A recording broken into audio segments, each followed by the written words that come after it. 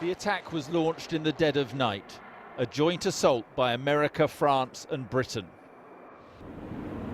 4 RAF Tornado bombers taking off from Akrotiri in Cyprus on a mission to punish the Syrian regime for its use of chemical weapons.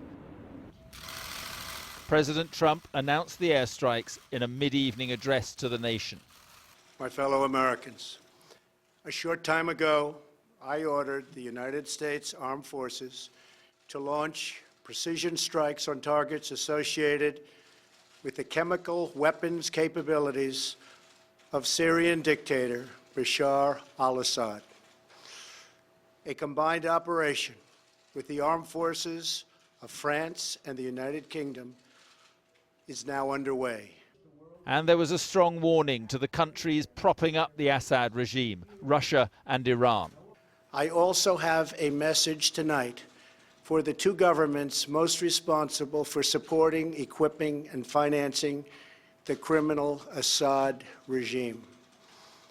To Iran and to Russia, I ask, what kind of a nation wants to be associated with the mass murder of innocent men, women, and children?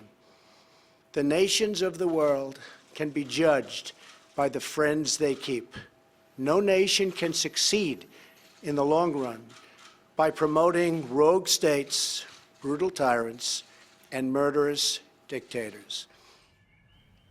The night sky over Syria was lit up by anti-aircraft fire, but there were no reported Allied losses.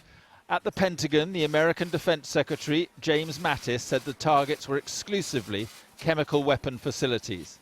President Trump directed the U.S. military to conduct operations in consonance with our allies to destroy the Syrian regime's chemical weapons research, development, and production capability. The chairman of the Joint Chiefs of Staff, Joseph Dunsford, was more specific about the chosen targets. The first target was a scientific research center located in the greater Damascus area. This military facility was a Syrian center for the research, development, production, and testing of chemical and biological warfare technology. The second target was a chemical weapons storage facility west of Homs. The British Tornadoes returned safely to Cyprus. The strikes were carefully coordinated with the US and France. Theresa May had this to say. This evening, I have authorised British armed forces to conduct coordinated and targeted strikes to degrade the Syrian regime's chemical weapons capability and deter their use. We are acting together with our American and French allies, so there is no practicable alternative to the use of force to degrade and deter the use of chemical weapons by the Syrian regime. French jets were also in action, the French president playing a leading role in pushing for these strikes. He had said last year that the use of chemical weapons in Syria would be his red line. The Russians, who apparently did not fire on missiles or aircraft, issued a statement through their ambassador in the United States. A pre-designed scenario is being implemented, he said. Again, we are being threatened. We warned that such actions will not be left without consequences.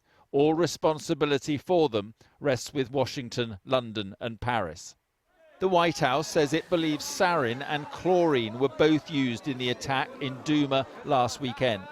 They hope the airstrikes mean such scenes will never be witnessed in Syria again.